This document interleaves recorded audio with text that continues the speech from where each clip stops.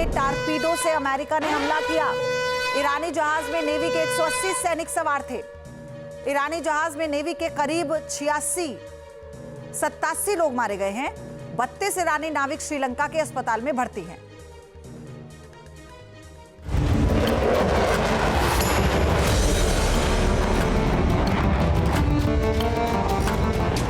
समंदर के बीच ये विशाल युद्धपोत आगे बढ़ रहा था। अचानक ही हलचल हुई और फिर समंदर में जोरदार धमाके के साथ युद्धपोत के परखच्चे उड़ गए।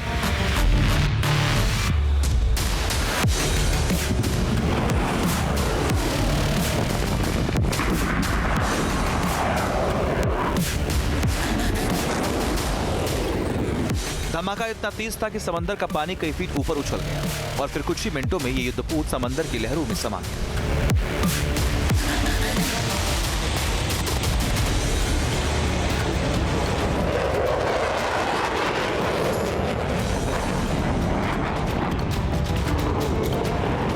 ये अमेरिका ईरान युद्ध का सबसे बड़ा हमला है जो भारत के बहुत करीब हुआ। यह अटैक हिंद महासागर में हुआ, यानी ईरान और अमेरिका की जंग भारत के करीब में महसूस की जा रही है। श्रीलंका के दक्षिणी तट से दूर ईरानी नौसेना के फ्रिगेट एरिस डेना को अमेरिकी पनडुब्बी ने निशाना बनाया।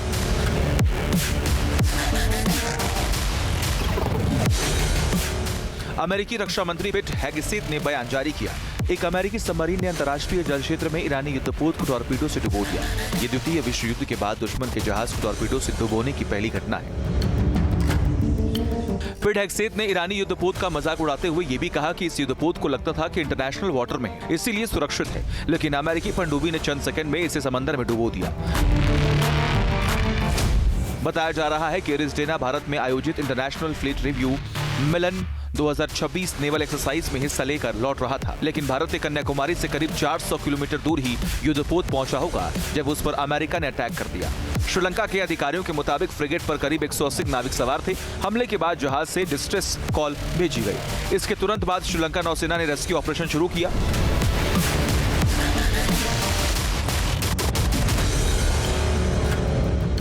पेंटागन के मुताबिक ये क्वाड डेथ यानी टॉर्पीडो हमला था, जो बिना चेतावनी के सीधे जहाज के निचले हिस्से पर किया गया।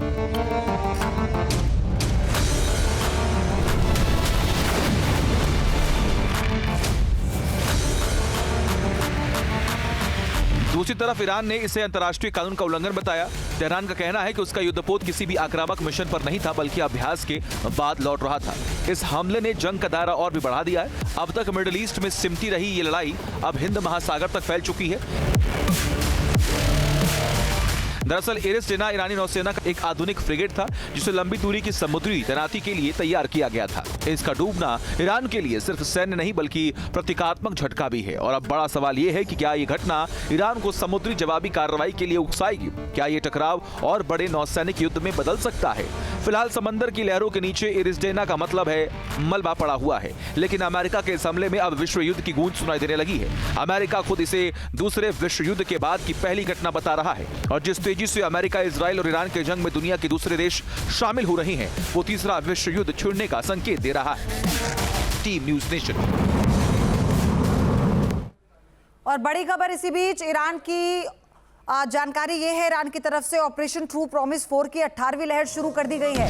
ईरान ने इजराइल और अमेरिकी बेस पर कई मिसाइलें दागी हैं। ये एक बड़ी अपडेट आ रही है इसी बीच। तो ये 18वीं लहर है जो शुरू हो चुकी है, यानी ईरान अपने ऑपरेशन के हर चरण को आगे बढ़ाते हुए पीछे हटने को तैयार नहीं है, भले ही अमेरिका की तरफ से उसे कितनी भी धमकी मिले या फिर ये कह दिया जाए कि अब ईरान के एयर स्पेस पर कुछ ही समय में अमेरिका कब्जा कर लेगा। लेकिन ईरान के बेड़े में ऐसे ऐसे ड्रोन और मिसाइलें हैं, एक्सपर्ट्स के मुताबिक भी ईरान इतनी जल्दी शांत नहीं होगा। अगर वो इस युद्ध में घिर भी गया है तो वो लड़कर अपने आप को साबित करने की कोशिश करेगा। एक और बड़ी खबर, यरूशलेम में ईरान ने मिसाइल दागी है। रिहायशी इलाकों में मिसाइल दाग रहा है ईरान। कैमरे में रिकॉर्ड हुआ मिसाइल हमले का वीडियो, ये बड़ी खबर इस वक्त की। तो यरूशलेम में ईरान ने मिसाइल दागी, रिहायशी इलाकों में मिसाइल दाग रहा है ईरान। कैमरे में रिकॉर्ड मिसाइल हमले का ये वीडियो जरा देखिए, कैसे आसमान में ये आपको रोशनी नजर आती है और पल भर में जब ये मिसाइल अपने टारगेट को हिट करती है तो कैसे पूरी इमारत आग के गोले में तब्दील हो जाती है। एक बड़ा धमाका होता है, पूरा इलाका थर्रा उठता है उससे।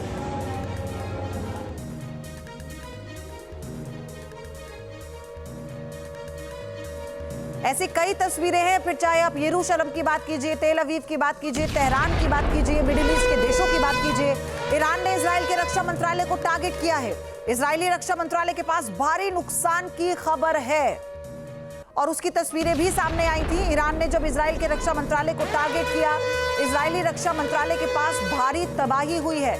आप देखिए, वाहनों का तो मलबा ही नजर आ रहा है आपको। इमारतों को देखिए कैसे हर तरफ गिरी हुई, जमींदोज हुई इमारत। ये रक्षा मंत्रालय है जिसके पास भारी नुकसान हुआ है इजराइल के। IRGC की तरफ से खुद ये वीडियो जारी कर बताया गया कि एक बड़ा अटैक किया गया है और ये अटैक सफल रहा और यहां पर जो एयर डिफेंस सिस्टम है वो इंटरसेप्ट करने में नाकाम रहा। एक और बड़ी खबर, इजराइल पर ईरान ने हाइपरसोनिक बैलिस्टिक मिसाइल दागी है। इजराइल के रक्षा मंत्रालय बेन गुरियन एयरपोर्ट को भी निशाना बनाया गया। इसके अलावा इजराइल के 7 रडार सिस्टम नष्ट हो गए हैं।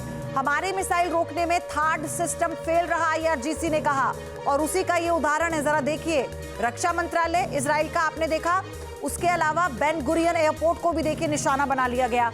इजराइल के 7 रडार सिस्टम नष्ट कर दिए गए और जो थर्ड सिस्टम है अमेरिका का, वो मिसाइलें रोकने में, उन्हें इंटरसेप्ट करने में फेल हो गया। एक और बड़ी अपडेट, ईरान ने मोहज़र 10 मॉडल ड्रोन से हमला किया है। पहली बार मोहज़र 10 मॉडल ड्रोन का इस्तेमाल किया गया। मोहज़र 10 मॉडल ड्रोन ईरान का सुसाइड ड्रोन है। ये बड़ी अपडेट, और ये वो ड्रोन है जिसको लेकर ईरान अपने युद्ध की क्षमताओं पर कभी सवाल नहीं उठाता। चलिए अब आपको अलग अलग तस्वीरों के जरिए ये दिखा रहे हैं कि कैसे युद्ध अब अगले चरण में प्रवेश कर गया है। ऑपरेशन ट्रू प्रॉमिस की जो 18वीं लहर है वो शुरू कर दी गई है। इजराइल के रक्षा मंत्रालय पर जो हमला किया गया, ये एक बहुत बड़ा अटैक है। इजराइल को ईगो पर उसके अटैक है और ये उसके अलावा आप देखिए, जिसका जिक्र मैं पहले कर रही थी, मोहज़र 10 ड्रोन का इस्तेमाल ईरान ने शुरू कर दिया है। यरूशलेम पर मिसाइल दागकर बड़ा नुकसान किया है। एक बड़ी अपडेट आई है इसी बीच।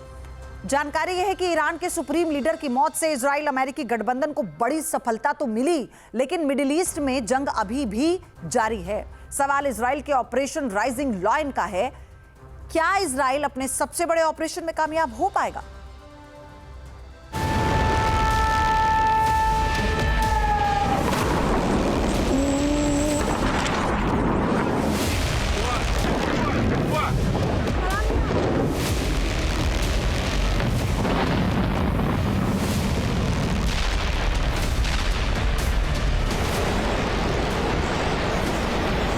मिडिल ईस्ट में वर्चस्व के लिए यह इजराइल की सबसे बड़ी लड़ाई है।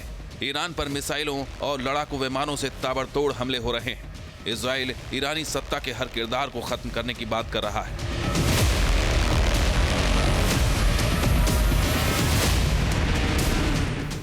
इजराइल की कसम, खामनेई का वारिस भी होगा खत्म।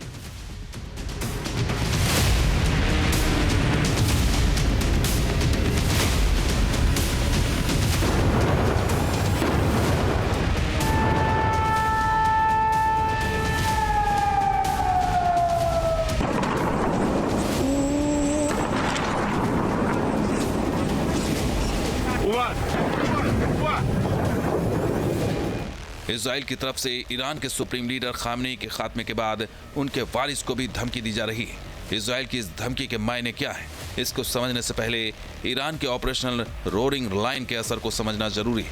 ऑपरेशन रोरिंग लाइन के जरिए इजराइल मिडिल ईस्ट की सबसे भीषण जंग को अंजाम तक पहुंचाने में जुटा है।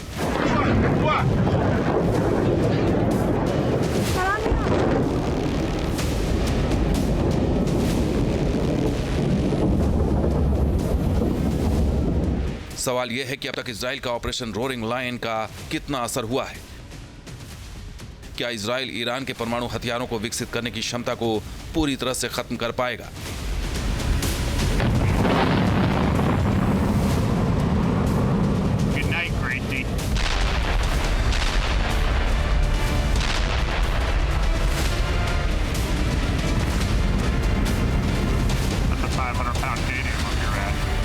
इजरायली सेना ने ईरान के गुप्त मिंजादेही परिसर पर हमला किया है। दावा किया जा रहा है कि यहाँ ईरान परमाणु हथियार बनाने के लिए आवश्यक क्षमता विकसित कर रहा था।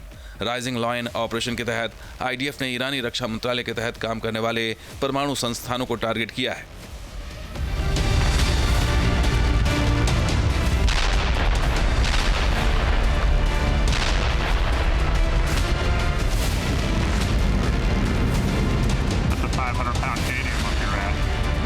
ईरान के न्यूक्लियर पाताल लोक की मिस्ट्री क्या है? इजराइल का दावा है कि 12 दिन के युद्ध के दौरान ईरान को भारी नुकसान हुआ था। इसके बावजूद उसने परमाणु हथियार कार्यक्रम को जारी रखा है। हवाई हमलों से सुरक्षित अंडरग्राउंड सेंटर में ईरान अपनी गतिविधियां चला रहा है।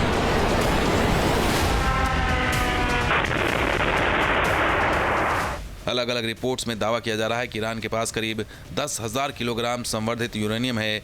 इसमें 460 किलोग्राम 60% तक संवर्धित है। अमेरिकी अधिकारियों के अनुसार यह मात्रा लगभग 11 परमाणु बम बनाने के लिए पर्याप्त हो सकती है। यही वजह है कि इजरायली वायुसेना बार बार ईरान के अहम ठिकानों को निशाना बना रही है।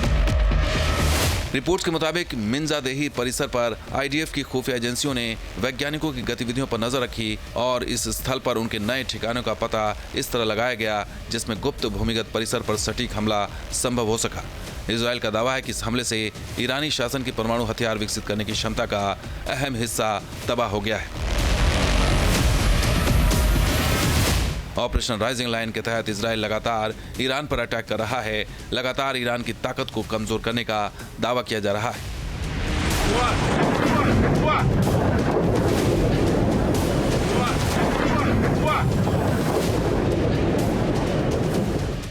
इजरायली सेना ने दावा किया है कि जंग शुरू होने के बाद से अब तक उसकी एयरफोर्स ने ईरान के करीब 300 मिसाइल लॉन्चर नष्ट कर दिए हैं।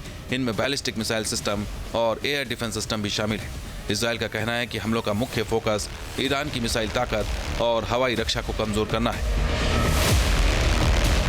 इजराइल के हमले के बीच ईरान के लिए चुनौती उसके वजूद की है। सुप्रीम लीडर खामनेई की मौत के बाद अब ईरान में उनके वारिस की चर्चा हो रही।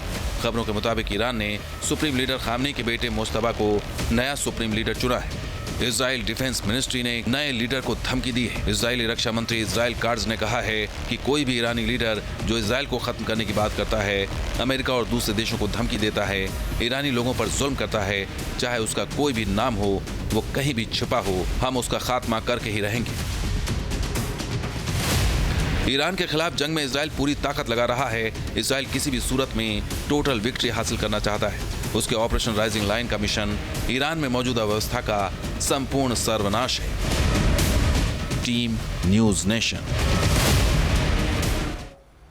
आपके मोबाइल पर तुरंत आएगी ब्रेकिंग न्यूज। स्क्रीन पर सबसे पहले दिखेगी बड़ी खबर। देश दुनिया की हर खबर एक जगह। अब आपके मोबाइल पर तुरंत फटाफट इंस्टॉल कीजिए न्यूज नेशन ऐप और रखिए खुद को अपडेट।